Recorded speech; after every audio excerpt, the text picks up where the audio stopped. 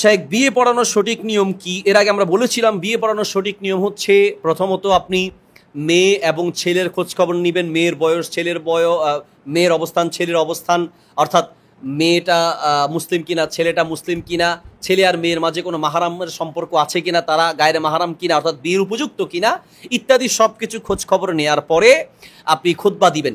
খুতবা দেওয়ার পরে মেয়ের অভিভাবক এবং ছেলের অভিভাবক বা মেয়ের অভিভাবক এবং ছেলের জন্য সাক্ষী অভিভাবক সব ঠিক করে মোহরানা নির্ধারণ করে আপনি খুতবা দিবেন। খুতবা দেওয়ার পরে মেয়ের অভিভাবককে কাছে ডাকবেন। নিয়ম হচ্ছে মেয়ের অভিভাবকই কথাগুলো বলবে, কিন্তু আমাদের দেশে মেয়ের অভিভাবক বলতে না পারার কারণে আমাদের দেশের ইমামরা বলে, ইমাম নিজে না বলে উচিত হচ্ছে মেয়ের অভিভাবককে দিয়ে বলাবে। কি বলাবে?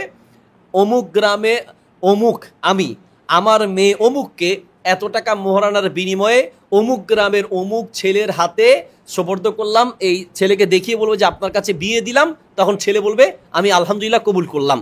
আমাদের দেশের মানুষ সাধারণত 3বার বলে, 3বার বলা জরুরি না, একবার বললেও যথেষ্ট হয়ে যাবে। বাকি মানুষকে শোনানোর জন্য আপনি চাইলে 3বার বলতে পারেন, যদি কেউ না শুনে সাক্ষীদেরকে শোনানোর জন্য একবার বলাই যথেষ্ট, ব্যাস বিয়ে হয়ে গেল। তাহলে বিয়ের জন্য কি লাগবে?